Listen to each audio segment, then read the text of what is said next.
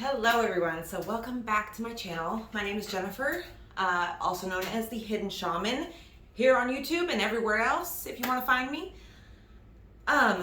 So in my last video, I asked you guys to ask me some questions, and I am so grateful that a lot of you took the time out and actually responded. Thank you so much, I super appreciate it. So yeah, we're going to be doing a question and answer video, so let's get going. So, number one, how does Mark and my spiritual beliefs differ or align? Mark is my life partner, my boyfriend, I don't know, right now. It switches on a day-to-day basis, really, my feelings do. And I think that's just something I have to process. I've gotten a lot less worse on reacting on those feelings and more like just going into myself. Okay, so my spiritual beliefs, obviously you guys know, I'm out here like free floating and like I'm this sparkly thing, and it attracts a lot of people. And then some people on that same token, that the people I attract, they start to look at me like something they want to squish, you know, something like, what makes you so, like, all the things. It's like basically you see something beautiful and you want to keep it, and then you just want to put it over there. That's kind of, you know, my spiritual beliefs. They're very woo-woo to a lot of people, especially to Mark, because he is a boomer, okay? He is a typical boomer when it comes to religion. He is a Christian. Now, this is my opinion. I'm not saying this is true about him. This is just my opinion. But he holds a lot of beliefs that are more in line and instilled in fear than they are beliefs. Because while I do believe in God, I do believe that, I believe that religion teaches us that God is outside of us, when the Bible and everything, all religious teachings, they all tell us the same thing. Divinity is found within yourself. Nobody can sell it to you. Nobody can take it from you. They can only convince you that you don't have it, and therefore are powerless. So Mark and I, we have learned, because you can be around people who, and love people who have completely different views than your own. You just have to know what conversations can be had and what conversations lead to arguments, because somebody gets very defensive and they start to attack your beliefs. Because that's what people do when they're in fear. When they see something or see somebody that is going against the status quo, living completely differently, has a completely different energy and aura to them, like myself, it brings up a lot of shame in themselves. It brings up a lot of anger, and they direct it at me when it shouldn't be. But I understand, because they notice the wool's been pulled over their eyes and they've been tricked. And what they say they believe, and this is Mark included, because him and I have gotten into some serious arguments about this. What they say and what they actually believe are two different things. So let me give you an example. He has a Bible in his bedroom, and he gets very offended, okay, very, very offended when anything is set upon it. Now, if you know Christians, they have this superstition where it's like, don't set anything on the Bible because it's bad luck, blah, blah, blah, brings evil spirits or something like that. I don't know. Yet, he's very, like, I don't want to out him, you know, but you guys know how he is. He's very judgmental, as all boomers are. They're very condescending. They're very judgmental. They're very, they're quick to call you stupid for your beliefs. They're quick to attack you for what you believe in. And it's cognitive dissonance. That's all it is. It's too much trauma and too many layers of hurt to unpack in that very moment. So they just end up,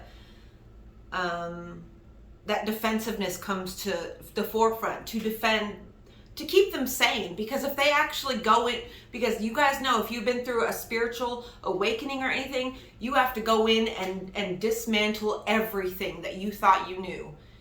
And if you wait 70 years to do that, and then that realize, I mean, it's crushing, it's soul crushing. So I've learned that I would rather just go on my merry way, do my things in my own way, and just not even, I know what conversations are off limits, because the cognitive dissonance is too strong, and it leads to fights. What are daily rituals I do? Well, in the summertime, my days look very different depending on the weather and the moon cycles, and if I'm on my period, and all that. So right now, my daily rituals are getting up, going outside, because there's a ton of birds and squirrels, and there is even a blue jay who has hurt his wing and lost his ability to fly. I noticed him hanging out in the yard, and so I've been feeding him way up on the hill so the cats don't get him. So yeah, I go out into the garden and I feed all the animals. That's the first thing I do, and I usually make sure I'm barefoot while I do that, because that earthing, that grounding really sets the tone for my day, and I can really just like be peaceful. I also clean a lot. I think reaching meditation through movement, for me at least, is way easier than sitting there and trying to, do this number. I can't sit still for long. Do you think your kids will follow in your witchcraft or your spiritual beliefs? I mean, if they do, that's great. I teach them just to be kind over everything, and that's the core of my spiritual beliefs, is like understanding that when people lash out and hurt you or try to hurt you, it's because they're in pain. It has nothing to do with you. I try to teach these things: compassion above all, kindness. My daughter, when she was younger, she was a lot more into doing spells with me and all that. And now it's like, I'm kind of looked at as the cool mom because of the things that I do. I hope my kids take an interest in it. If nothing else, they will be left with a big giant grimoire for all the answers. How does Mark feel about me being a witch? Now, this is most people. They don't believe in it, yet they won't cross me. So they say they don't believe it, yet they pick and choose when to believe it's all real, So yeah. What do I like to do besides planting? Y'all, I like to do so many things. My favorite thing to do is explore new areas. I have a Sagittarius stellium in my chart. I am my moon sign is a Sagittarius, so there's a lot of fire in my chart. And that has always, adventures and seeing new places and experiencing new things, that's always been my number one, go-to. I used to be a bigger adrenaline junkie than I am now, but I will still get that high and want to do things that set my adrenaline off. Day to day, I like to, it really depends. I kind of follow my intuition. If I feel like I want to do something, I do it. I like to sing. I like to dance. I like to go for walks. I like to go for walks at night. I like to do dream work. I like to listen to lectures. I like to watch movies. Okay, here, this was another one. I like to cook. I like to bake. I like to clean. Yeah, I like everything. There's a lot of things I like. As long as I'm not around a lot of people, I'm good. How do you deal with, this is one was it's kind of goes left, but how do you deal with gnats? Okay, so there's a question, somebody left a question about a pothos they were dealing with that had fungus gnats. The best way to deal with fungus gnats is taking the plant outside, getting rid of all of the soil that's in there, because the gnats, they will lay their eggs in the soil. So if you can go in there and just spray the roots totally clean of the plant, and then put new soil in there, and then, go through. You can even spray like dish soap mixed with water into your soil. That would be fine. Just constant, you know, I was having gnats for a while, and when I changed the soil out a few times, it just got rid of them, because you get rid of the next population. So whatever ones are in there, if you just continue to do it, or even the first like couple inches of soil, because that's where they let the soil dry out in between watering, so it doesn't stay wet, because they need a moist environment to survive. So if you just let the plant dry out for a little bit, it's not going to kill the plant. Okay, so my favorite food, well, I've got that weird food thing where I will be stuck on the same thing for a while, and then I'll get tired of it and I'll never want to see it again, and I'll move on to something else. But something that's been consistent that I love is Irish breakfast tea. I love Irish breakfast tea. Yeah, I like just like meat and potatoes types of meals, hearty vegetables, things like that. My favorite movie, that's a tough one. But I would have to say probably Cloud Atlas. Cloud Atlas, that was a really good one. When I first seen it, I had to watch it like 3 times to fully understand it, because it's one of those movies that jumps back and forth and you're like, what the hell is going on here? If you're not watching every second of it, you're going to get lost completely.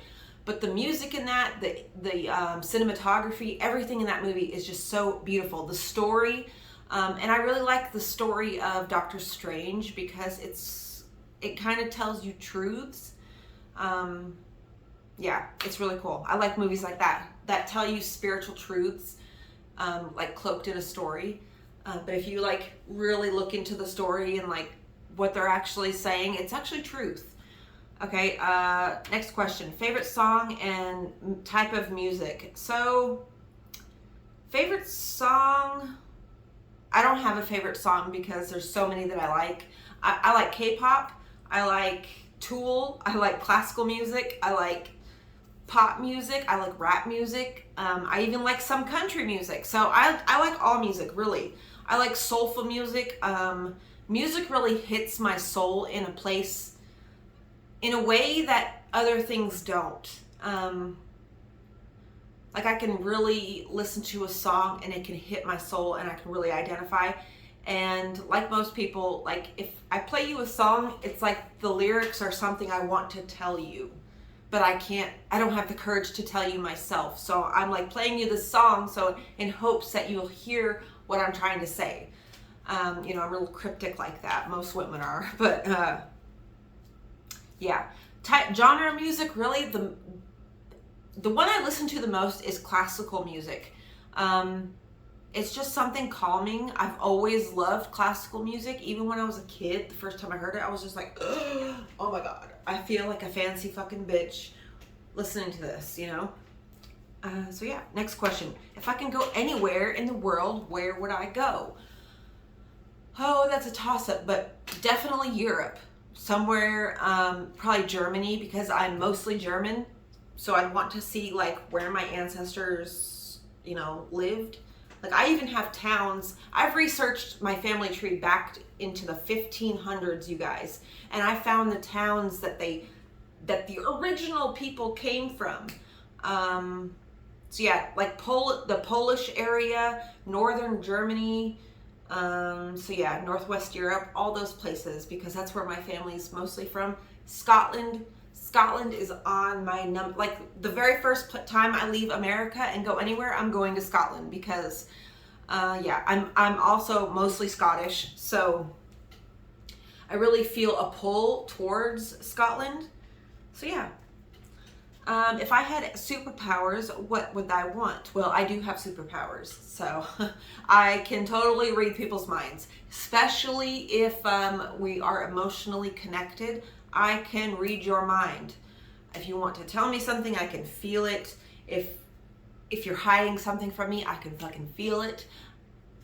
You know, I do have superpowers, so there's that. I can talk to animals, every single animal I encounter, and a lot of people, they get it's like they don't want me to have a relationship with their animal because their animal doesn't respond to them in the same way. Therefore, I'm not allowed to, like my neighbor, she has this little dog, and I think she started getting jealous because the dog was always wanting to come see me. Because I have a really strong ability to know what an animal needs and wants, and how they're feeling. I can read body language and facial expressions very easily and very good. And I think that upset her, that her dog responded to me in that way, and so she started walking him in a different area, and she won't let him come around me anymore. And it's kind of childish. And she's the one that claims to be super religious and goes out there and prays to a statue, yet talks bad about everybody in the neighborhood. I don't know, that's what I mean about boomer Christians. They're just, it's all for show, really. It's all like it's like a band-aid covering this deep wound that they refuse to go into. What is the strangest thing about me? Strangest thing about me. Well, there's a lot of strange things about me, but the number one thing that I hear the most from people is I have energy that doesn't feel like anything they've felt before. My energy is very, from what I've been told and what I know about myself, I am very sure of myself, so people feel very safe around me. They feel very safe to let their societal masks off. They feel safe to say how they truly feel. They feel safe enough to like be themselves around me. Because I have a very, I would say, masculine energy to me, but like not in a sense of, I don't know. I have a masculine energy about me because I'm very sure of myself, and I'm very sure of my strength, and I'm very sure of my abilities. And so that comes off as a very like grounding energy. So yeah, I think that's the strangest thing about me. And the scariest paranormal experience that I've had is definitely the paranormal, this is the last question, by the way, definitely all the paranormal experiences I had in Mark's house. So I remember I was living in his house, and I was sleeping in the room upstairs because that's where the room was. That room where I showed you where we had the new bed. I was sleeping up there, and the stairs coming up upstairs are wooden, so you can hear every single step that somebody takes on those stairs. You can hear them coming up the stairs. And a lot of times Mark would come home from work and he would creep up the stairs and try to scare me. And so I was laying there in bed reading with no music on, nothing was on, because I was reading. And I heard somebody creeping up the stairs, and I thought, oh, Mark's home. He's trying to scare me. So I go to the edge by the door, right? And I wait, and I hear the steps, like the person I hear him stop at the top of the stairs, which was basically right in front of my door. So I thought, now's the time. Before he even gets to my door, I'm going to open him. And so I opened the door and jumped out and said, what are you doing? And there was nobody there. Oh my gosh, you guys. I tell you, I nearly shit myself. I got so scared that I jumped out the window onto the roof and jumped off the roof instead of running out of the house through the stairwell. That's how scared I was. And this was back when I was like 22, so I hadn't gone through all my spiritual experiences yet. I wasn't sure of myself. I was very scared of the dark, ghosts, everything. I was scared of my own shadow back then. So this was terrifying. But the last paranormal experience I had there was Mark and I were arguing in his kitchen, okay? And he goes into the bedroom, and I sit down on a chair pretty much like this one. But these chairs were old and they were sturdy. They were solid oak. And I sat in the chair just like this. I didn't I didn't sit down really hard in the chair or nothing. I just kind of sat down. And suddenly it felt like somebody stood behind the chair and took the leg and like ripped it out from underneath the chair. And I fell and I hit my head on the door frame. Yeah. And I used to have really freaky dreams of this like shadow spirit this black shadow spirit that was in his bedroom. I would have dreams of it coming down the stairs and around the bed and like hovering over me. And then I would have, like, Mark would always wake me up in the middle of the night when I slept over there in the bed with him. He would wake me up because he said I was like screaming and crying and stuff, and I was like always having these night terrors. So all of those experiences collectively in his house were the scariest things I've ever been through paranormally. Yeah. So that was all of the questions. I really hope you guys enjoyed it. If you want to know any other questions and you want me to do another one of these videos, I would be happy to. It's very, very fun, very informative. If you wanted to know those things, yeah. If you would like to follow me on Instagram, I am _hidden_shaman, and on TikTok, I am the Hidden Shaman.